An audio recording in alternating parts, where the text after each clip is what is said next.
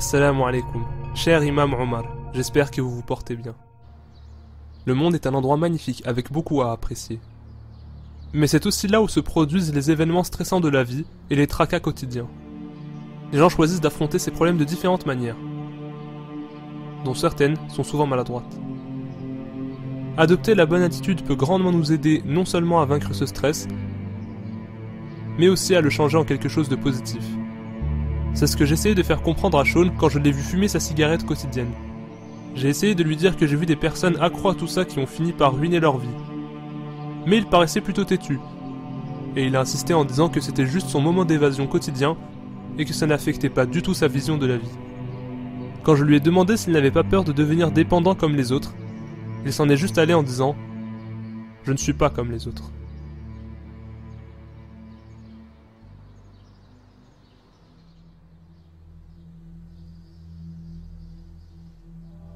Si vous m'aviez un jour demandé avant que ça n'arrive si je pouvais l'imaginer, je vous aurais traité de fou. Mais soudainement, toutes sortes d'idées me sont passées par la tête, me convainquant qu'une fois ne ferait pas de mal, et que de toute façon personne ne le découvrirait. Sur le chemin du retour, j'ai réalisé à quel point c'était stupide de l'avoir pris sur un coup de tête. Mais je me sentais piégé puisque j'étais déjà engagé. Et le sentiment d'évasion et l'excitation commençaient à me gagner de façon incontrôlable.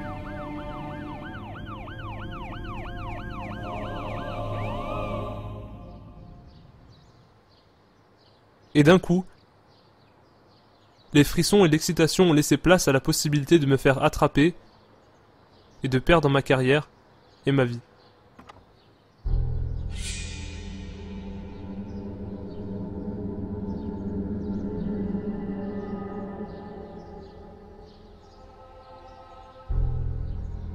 Je me suis senti idiot, et j'allais presque faire une dépression nerveuse. Mais pour une raison inconnue, Allah a voilé les yeux de ce policier à ce moment, et il a protégé mon honneur même si je n'avais aucune considération pour le sien.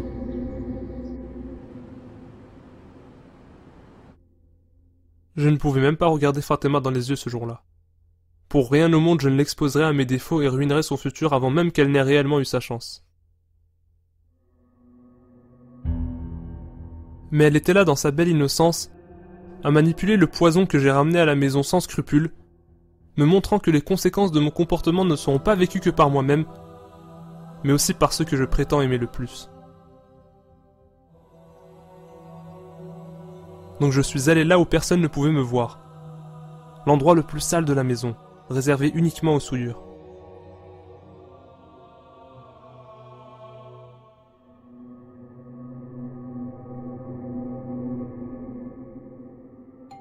Et pourtant Allah m'a interrompu une fois de plus.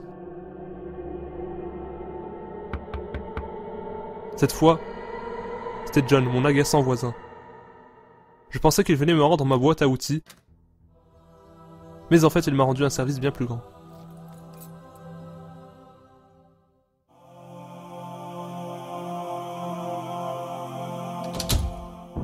C'est impressionnant comme j'étais devenu étourdi, et comme je m'en sortais très mal pour cacher ce que je faisais. C'est comme si Allah me ralentissait et me montrait à quelle vitesse les choses dégénéreraient si je m'engageais à ça.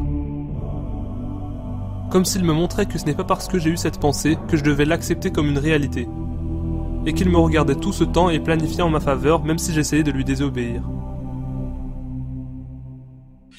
Qu'est-ce que je suis en train de devenir? Qu'est-ce que je fais? Qui suis-je en train de blesser? Qu'est-ce que je fuis? Qu'est-ce qui m'attend? Quand est-ce que je vais me réveiller? Je me souviens du compagnon qui était alcoolique et ressemblait à n'importe quel ivrogne. Mais le prophète que la paix soit sur lui a cru en lui et a dit que cet homme aimait Allah et son messager et que cet amour finirait par le ramener à la raison. J'ai repensé à ce que tu as dit. Et tu avais raison. Tu as raison.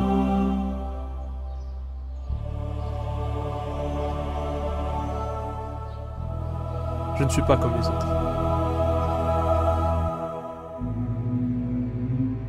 Ici, vous pouvez voir que Ziyara est presque tombé dans ce piège de Shaitan, dans lequel il vient à vous avec le péché et vous offre ce qui semble être une solution permanente. Mais en réalité, c'est juste une joie temporaire, qui va entraîner problème sur problème. Et c'est ça qu'il faut comprendre ici. La vie se résume à ça. Renoncer à ces désirs présents, ces choses qui semblent attractives, en reconnaissant qu'elles peuvent détruire nos vies ici-bas et dans l'au-delà. Et vous savez, lorsqu'il s'agit des drogues en particulier, combien de fois avez-vous vu la vie des gens s'améliorer après qu'ils commencent à prendre des drogues? Ça commence avec une drogue, puis ça mène à une nouvelle drogue parce que cette drogue n'est plus satisfaisante, et tu finis par tout perdre dans cette vie et la prochaine. Et au bout du compte, si vous avez remarqué, il a eu honte de lui-même quand il a réalisé qu'il était plus préoccupé par le fait que les gens puissent le voir alors qu'Allah subhanahu wa ta'ala le regardait tout ce temps. Et comment se fait-il que parfois on réduit Allah au niveau des personnes qui nous observent? C'est comme si Allah n'était même plus là, c'est comme si on disait ce n'est qu'Allah qui me regarde en ce moment, donc c'est pas si grave. L'imam Ahmed rahimahullah a entendu un poète dire إذا ما قال لي ربي أما استحييت تعصيني وتخفي الذنب عن خلقي وبالعصيان تأتيني. J'ai peur qu'Allah me dise n'avais-tu pas honte de me désobéir en cachant ce péché des yeux des gens, mais en venant à moi vantant ta désobéissance? Donc on doit se maintenir à une certaine norme à laquelle on ressent la même honte vis-à-vis du regard d'Allah subhanahu wa ta'ala, que l'on soit seul ou devant les gens, et à laquelle le regard du Créateur devient beaucoup plus important à nos yeux que le regard de la création.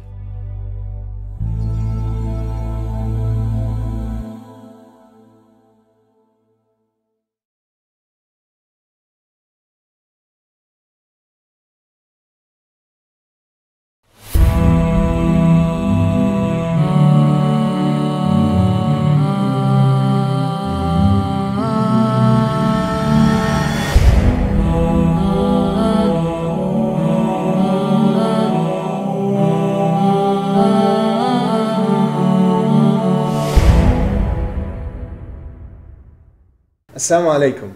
Thank you guys for watching this episode, We thank you all for your support. and we hope that you enjoyed watching it. Share it, inshallah ta'ala. Let people know. Make sure you like this video and you share it with your friends. If you haven't watched the previous episodes, make sure you click here. And if you'd like to watch the entire series, then click here for the playlist. Jazakumullah khair. Wassalamu alaikum wa rahmatullahi wa barakatuh.